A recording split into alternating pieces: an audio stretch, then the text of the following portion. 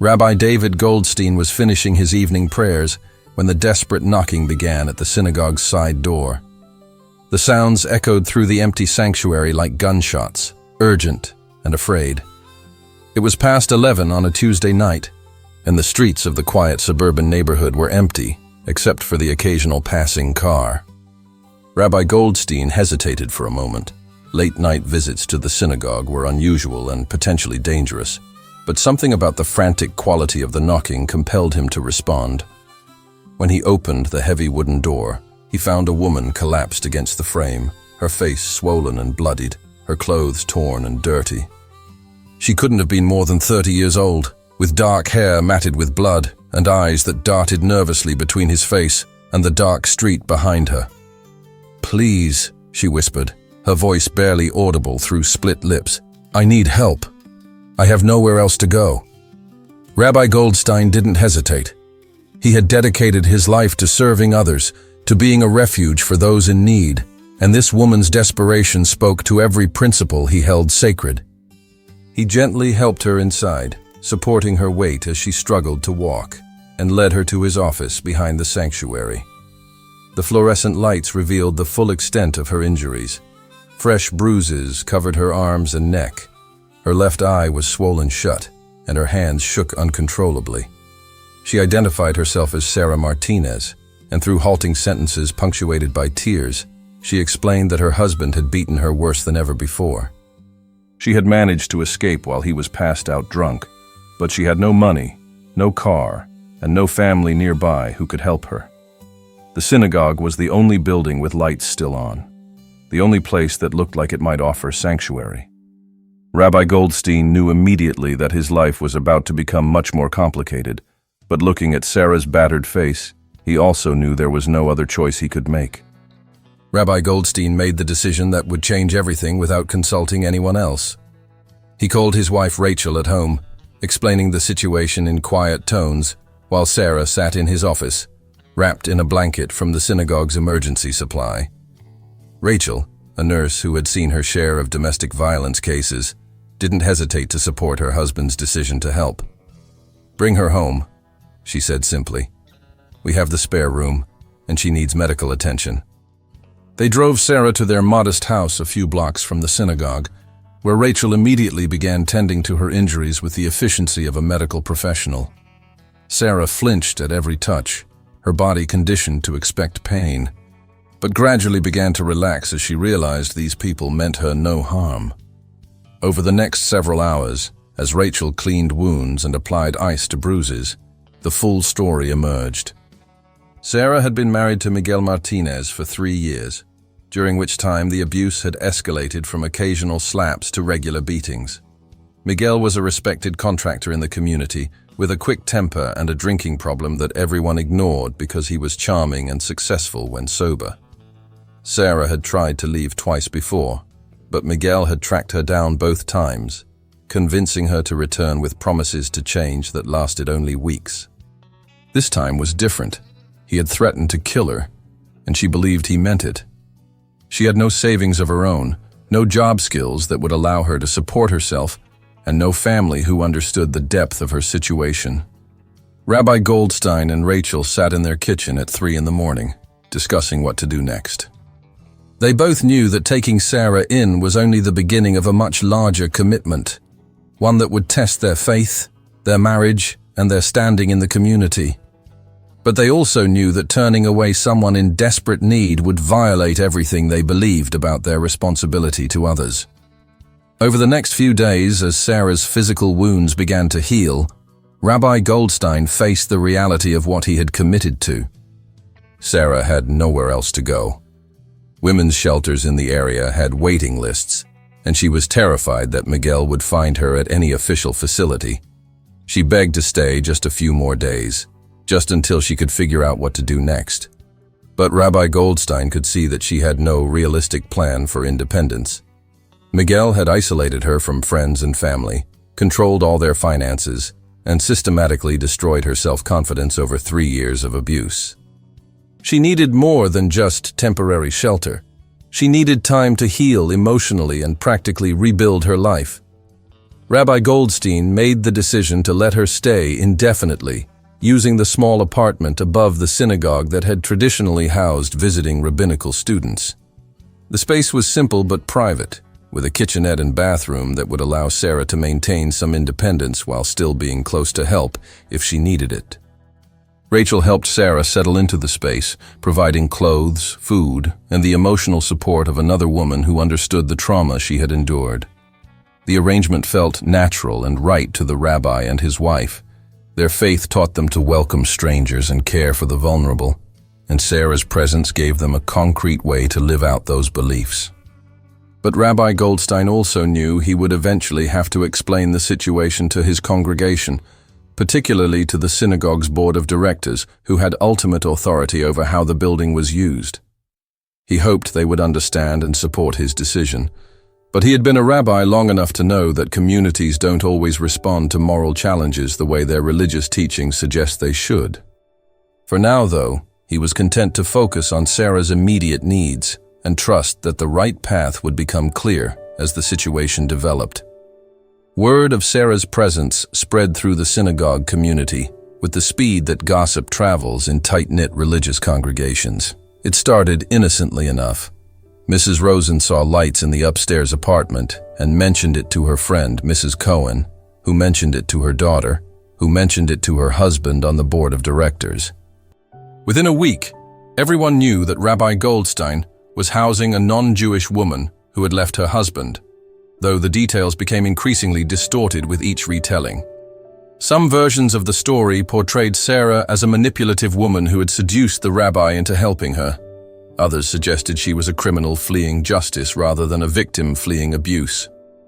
Rabbi Goldstein tried to control the narrative by addressing the situation directly during his Friday night sermon, explaining that the synagogue was providing temporary shelter to a woman escaping domestic violence, and that this action reflected their community's commitment to the Jewish principle of tikkun olam, repairing the world. He spoke about the biblical commandment to welcome strangers and protect the vulnerable, reminding his congregation that their ancestors had been strangers in Egypt and knew the importance of showing compassion to those in need. But his words fell on increasingly skeptical ears. Board member Harold Weinstein approached him after services with barely concealed anger. "Rabbi, this is highly inappropriate. You can't just move random people into synagogue property without consulting the board. What if she steals something? What if her husband comes looking for her and creates a dangerous situation? You've put our entire community at risk."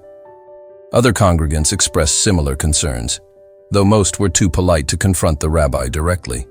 Instead, they whispered among themselves about the impropriety of the situation, the potential legal liability, and the precedent it might set for future requests for help. Some questioned whether a non-Jewish woman deserved their community's resources, while others worried about how the situation reflected on their synagogue's reputation in the broader community. The emergency board meeting was called for the following Tuesday evening, and Rabbi Goldstein knew it would be one of the most difficult conversations of his rabbinical career. The synagogue's conference room felt smaller than usual as 8 board members filed in, their faces ranging from concerned to openly hostile. Harold Weinstein, the board president, had clearly been organizing opposition to the rabbi's decision, and his opening statement made it clear that this was not going to be a friendly discussion. "Rabbi Goldstein," he began formally, "the board has serious concerns about your unilateral decision to house a non-congregant in synagogue property. This action was taken without consultation, without proper screening, and without consideration of the potential consequences for our community." Rabbi Goldstein had prepared for this moment, but he still felt the weight of isolation as he faced the 8 people who had the power to override his decisions and potentially end his tenure at the synagogue. "I understand your concerns," he replied calmly, "but I want you to consider what we would be saying about ourselves as a community if we turned away someone in desperate need. Sarah Martinez was beaten nearly to death by her husband. She came to us because our building was the only place with lights on, the only place that looked like it might offer help." Board member Jennifer Gold, usually one of the rabbi's supporters, shook her head. "Rabbi, we sympathize with this woman's situation, but our responsibility is to our own community first. We have insurance concerns, security issues, and the simple fact that you made a major decision about synagogue property without consulting us." The debate continued for over 2 hours, with Rabbi Goldstein defending his actions while the board outlined their practical and legal concerns. Some worried about setting a precedent that would bring a stream of people seeking help. Others questioned the appropriateness of a male rabbi housing a young woman. And still others simply felt that the synagogue's resources should be reserved for Jewish families in need. As the evening wore on, it became clear that the majority of the board wanted Sarah removed from the premises as soon as possible. Block 6. The Ultimatum. By the end of the board meeting, the lines had been clearly drawn. Harold Weinstein presented Rabbi Goldstein with what amounted to an ultimatum. Sarah Martinez must be gone within 2 weeks, or the board would consider it a violation of his contract and grounds for termination. "Rabbi," Weinstein said with the tone of someone delivering a final warning, "we respect your compassion, but your primary obligation is to this congregation and its members. You cannot continue to make unilateral decisions that affect our entire community." Rabbi Goldstein felt the weight of 15 years of service to this congregation, 15 years of building relationships and guiding families through life's milestones. He had officiated at Harold Weinstein's daughter's wedding, had comforted Jennifer Gold when her mother died, had counseled half the board members through personal crises. Yet now they were asking him to choose between his job and his conscience, between institutional loyalty and moral obligation. The drive home that night was the longest of Rabbi Goldstein's life. He sat in his car in the driveway for 20 minutes, knowing that when he walked inside, he would have to explain to his wife that his career might be ending, and to Sarah that her safe haven was being taken away. Rachel was waiting in the kitchen when he finally came in, and one look at his face told her everything she needed to know. "They want her gone," she said quietly. Rabbi Goldstein nodded, unable to trust his voice. They talked until dawn about their options, finding another placement for Sarah, fighting the board's decision, or accepting defeat and asking Sarah to leave. But every conversation came back to the same impossible choice: abandon their principles or risk everything they had built together. When Sarah came downstairs for breakfast the next morning, looking healthier and more confident than she had since arriving, Rabbi Goldstein couldn't bring himself to tell her that her time of safety was limited. Instead, he decided to fight for what he believed was right, regardless of the consequences. Block 7. The Community Divides. Rabbi Goldstein's decision to defy the board's ultimatum split the congregation down the middle, creating factions that reflected deeper philosophical divisions about the synagogue's role in the community. Younger members, many of whom had been drawn to the synagogue by Rabbi Goldstein's progressive interpretations of Jewish law and emphasis on social justice, rallied to support him. They organized meetings, wrote letters to the board, and began a petition supporting the rabbi's right to make moral decisions without board oversight. "This is exactly what our faith calls us to do," argued Sarah Brenner, a 35-year-old lawyer who had joined the congregation 5 years earlier. "We're supposed to be a light unto the nations, not a closed circle that only takes care of its own." But older, more established members of the congregation saw the situation differently. They had invested decades in building the synagogue into a stable, respected institution, and they feared that Rabbi Goldstein's actions threatened everything they had worked to create. "We support helping people in need," explained longtime member Ruth Lieberman, "but there are proper channels for charity work. The rabbi has overstepped his authority and put our entire congregation at risk."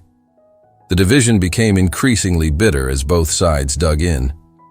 Board meetings became contentious affairs with packed attendance, as supporters and opponents of the rabbi's actions faced off in what felt more like political rallies than religious discussions. Some families stopped coming to services altogether, while others attended specifically to show their support for either the rabbi or the board. The local Jewish newspaper picked up the story, and suddenly Temple Beth Shalom was receiving national attention for all the wrong reasons.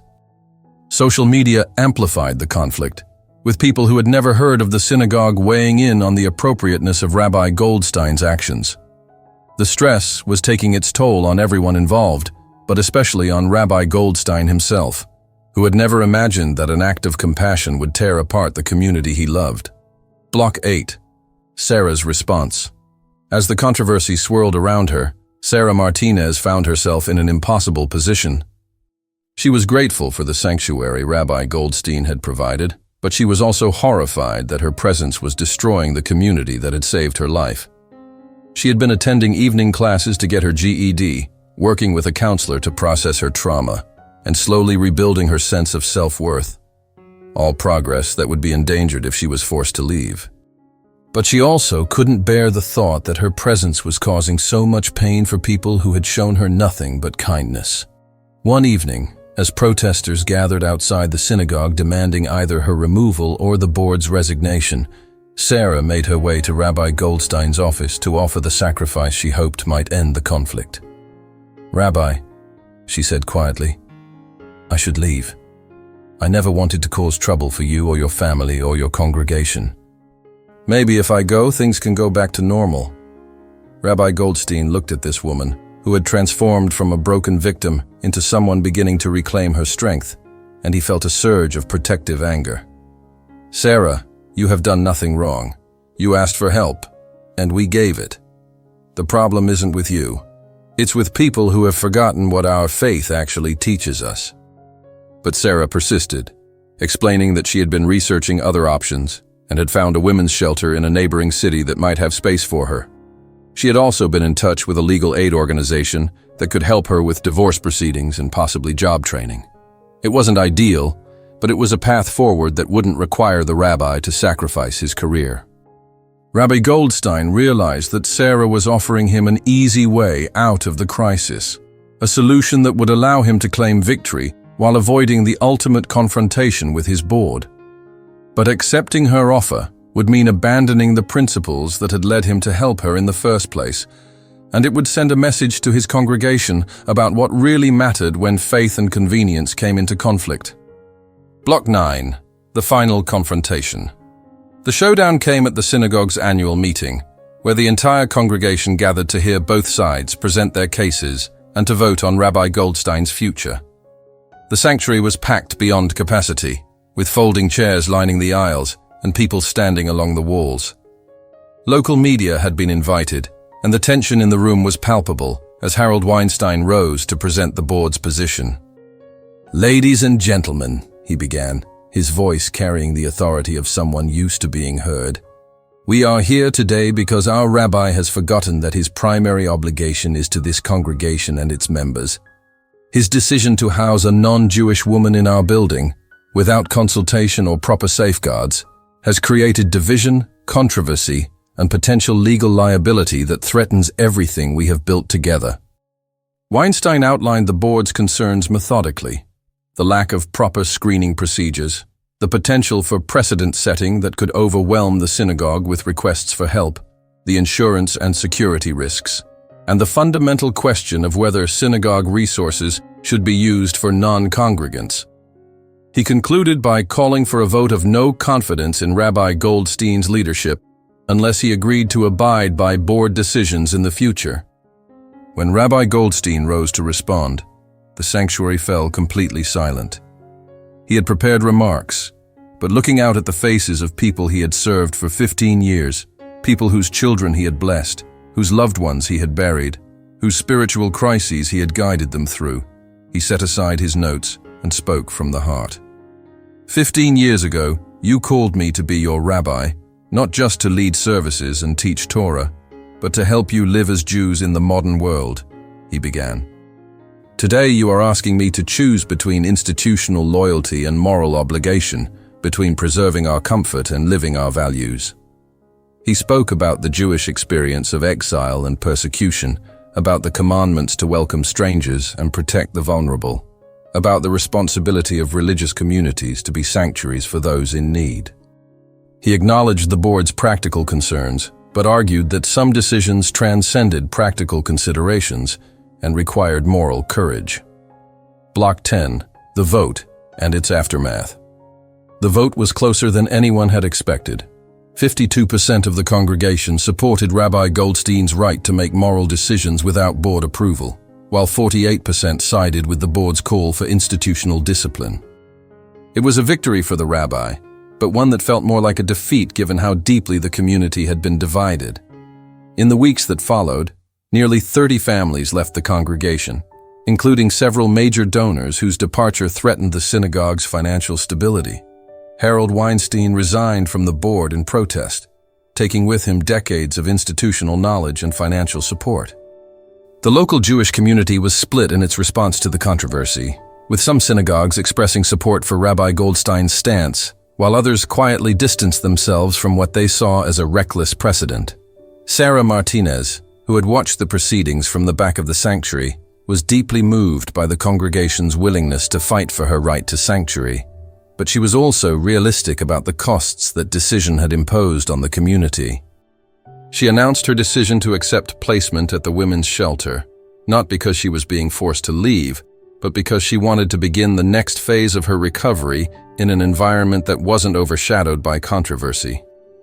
Rabbi Goldstein helped her move to the shelter, where she would have access to job training, legal assistance, and counseling services that would help her build an independent life. As they packed her few belongings, Sarah thanked the rabbi for saving her life. But she also expressed her hope that someday the congregation would heal from the wounds that her presence had opened. The apartment above the synagogue stood empty again, but it had been forever changed by the woman who had lived there and the crisis her presence had precipitated.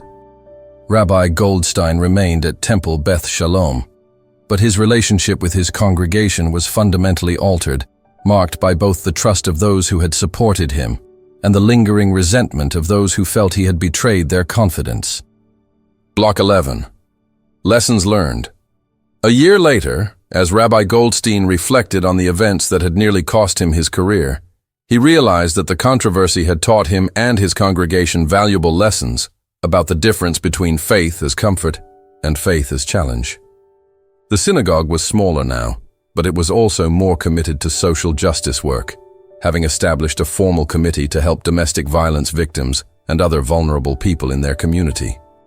Sarah Martinez had successfully completed her GED and was working as a medical assistant while pursuing nursing school, sending occasional updates to the rabbi and his wife about her progress. She had obtained a divorce and was building a new life free from violence, though the emotional scars of her marriage would take years to fully heal. Several families who had left during the controversy had quietly returned, realizing that their anger had been rooted more in fear of change than in genuine disagreement with the rabbi's actions. Harold Weinstein never returned, but he had been replaced by younger board members who shared Rabbi Goldstein's vision of the synagogue as an active force for justice, rather than merely a social institution. The local media attention had actually brought new members to Temple Beth Shalom, people who were drawn by the rabbi's willingness to risk his career for his principles and who wanted to be part of a religious community that took its moral obligations seriously. Rabbi Goldstein's marriage had been strengthened by the crisis, as he and Rachel had discovered reserves of mutual support and shared conviction that they hadn't known existed. Most importantly, the rabbi had learned that moral leadership sometimes required accepting conflict and division rather than seeking the false peace of moral compromise. The controversy had been painful, but it had also clarified what kind of rabbi he wanted to be and what kind of community he wanted to serve. In his Friday night sermons, he often returned to the themes of sanctuary and moral courage, reminding his congregation that their ancestors had been strangers in need of help, and that their obligation to provide such help was not conditional on convenience or comfort. Epilogue.